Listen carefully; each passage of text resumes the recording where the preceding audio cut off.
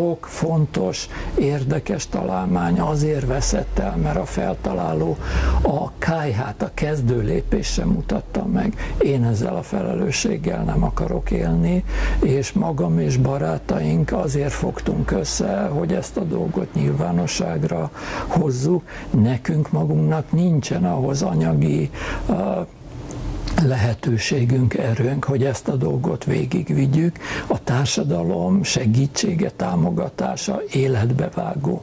Anélkül ez a dolog nem megy. Itt mi csak az alapokat mutatjuk meg, és utána majd néhány mérési eredményt is elmondanék.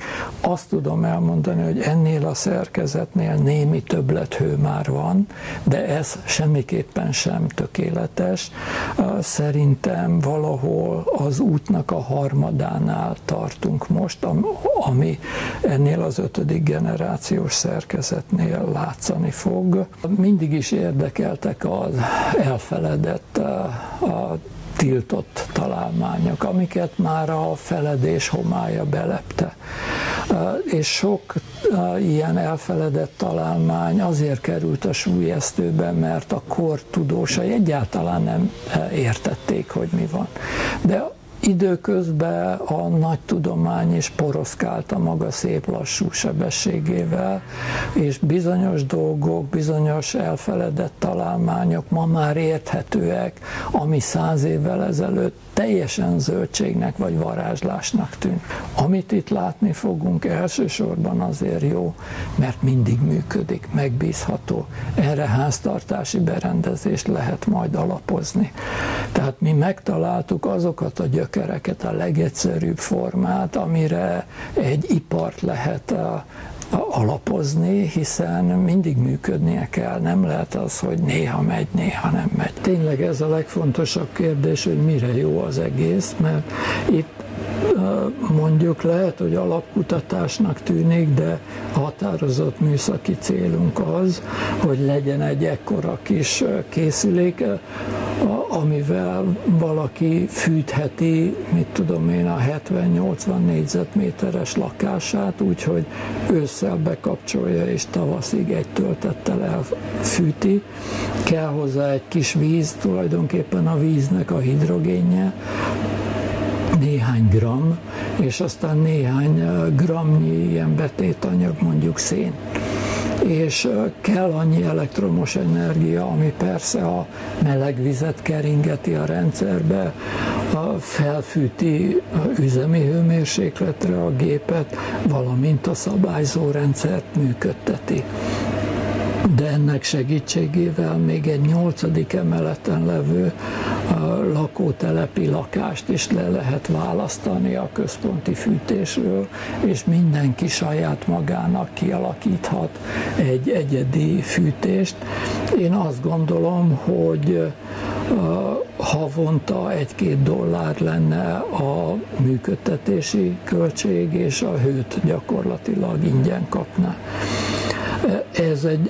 Az egy olyan változat lenne, ami mondjuk csak körülbelül 100 fokos hőt termel, mert egy lakásban ennél több nem kell.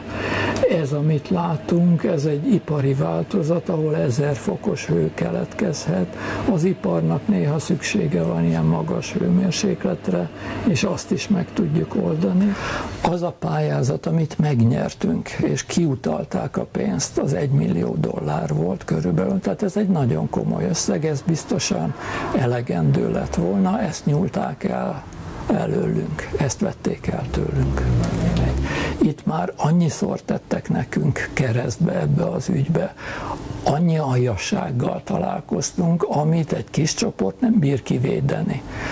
Ugye még az is előfordult, hogy a magyar állambácsi adott nekünk hivatalos pályázati támogatást, megkapta egy cég, fölvásárolta, ez egy Mosonmagyaróvári cég, fölvásárolta egy norvég olajcég, innentől kezdve mi egy fillért nem láttunk a dologból, eltűnt a pénz.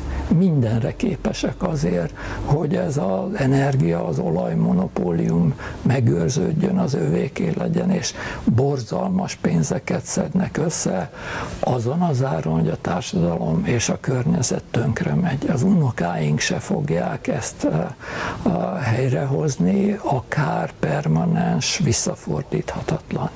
Ebbe a kis pohárba közönséges faszén van megőrölve. Azt azért én megmutatom, és ezt közelébe kéne hozni, hogy ez a faszén, ez nem mágnesezhető, tehát egy nagyon erős mágnest húzgálok alatta, és nem mozog. Na most ezt a faszént fogjuk betölteni ebbe a kis hőálló üveggömbbe.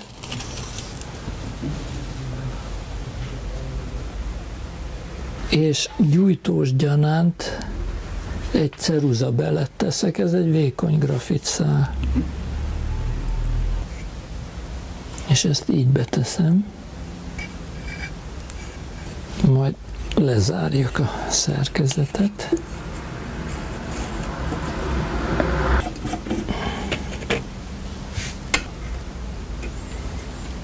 Na, hadd szóljon. Hűtés, nagy fesz,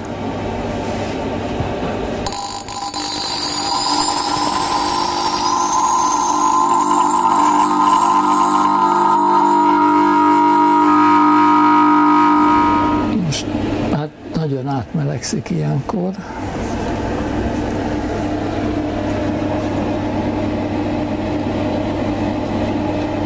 Körülbelül 1 perc után éri el az üzemi hőmérsékletet, akkor indul tulajdonképpen a fúzió, és még 1 percet hagytuk benne, tehát 1 perces üzemidő után láthatjuk a jelenséget, akkor atommagok átalakulása történik, ugyanaz, mint a nap belsejébe, csak itt, vagy egy hidrogénbombánál, csak itt nagyon szépen lassan, egyenletesen, szabályozhatóan, és ez az egész dolognak a lényege, meg az értelme, hogy szép lassan, szabályozhatóan történjen minden. Így gyorsabban kihűl. Ilyenkor lehet látni, hogy a gömb belsejében még ott van a szénpor, de a szénpor teteje az teljesen szürke. A tetején már nagyon sok vas alakul át, hát a szénporkupac alatt természetesen érintetlen az eredeti szénpor, de most megpróbálom majd óvatosan megkocogtatni, kikotorni belőle ezt a porocskát. Így ne. Na és akkor most megnézzük újra mágnessel. És azt lehet látni, hogy a mágnes az most mozgatja a kupacot. Tehát elég sok vas összejött, de nem csak vas van benne természetesen, hanem készítettünk mi ilyen elektronsugaras vagy mikroanalízises anyagvizsgálatot. Ez az EDX, ez a tudományban ez egy elfogadott és ismert eljárás, és akkor ezzel meg lehet mérni, hogy az eredetileg nagyjából tiszta szén az annak körülbelül 6%-a lesz vas, akkor 4%-nyi alumínium keletkezik, 1-2%-nyi kalcium, és nyomokban króm, sőt az az érdekes, hogy nátrium és kálium is nagyon kis mennyiségben deképződik. Hát itt csak a szilárd anyagokat tudjuk megnézni, amik gázok közben felszabadulnak és távoznak, azokat mi nem látjuk, mert nem tudjuk elvinni analízisre. Ide föl van szerelve egy nagyon egyszerű, igen olcsó, ilyen optikai emissziós spektrométer, a színképvonalakat látjuk. Azt látjuk például, hogy amikor beindul a reakció, néha kék, néha sárga lángok vannak, a sárga láng szinte angströmre pontosan úgy tűnik, hogy nátriumnak a fénye. Tehát szénport berakunk, nátriumot látunk, és amikor kiveszünk, akkor vas van benne. Tehát mi ezzel meg tudjuk azt a reakciót valósítani, amit ma alkímiának neveznek, tehát az atommagok átalakítását. Borzalmas nagy gyorsítókban, atomreaktorokban ez a folyamat persze létrejön, csak nem ilyen piciny méretekben, és a mi trükkünk az, hogy nagyon sok rezonanciát teszünk egymás mögé. Ez az a műszaki fogás, aminek segítségével ezt a nagyon nehéz feladatot meg lehet oldani. Tehát ez a lényeg, hogy a már publikált folyóiratokban levő eredményekkel, Tesla megadott szabadalmaiból kiolvasható dolgokkal gyakorlatilag a földgázt vagy a kőszenet lehetne kiváltani szén-dioxid termelése nélkül fenntarthatóan sok százmillió évre elegendően megoldhatnánk az iparnak a hőigényét és a háztartásoknak a hőigényét, de természetesen azzal, hogy hőt termelünk, azzal lehet adszorpciós klímaberendezéseket is hajtani, tehát forró éghajlaton hűteni lehet vele. Ez már egy apró műszaki probléma. Ezen kívül természetesen, ha van olcsó hőenergia, akkor a tengervíz sótalanítás nem probléma, a sivatagokat talán lehetne így öntözni. Nagyon sok társadalmi problémára jelenthet ez a megoldás, de segítség nélkül nem tudunk eljutni sehová.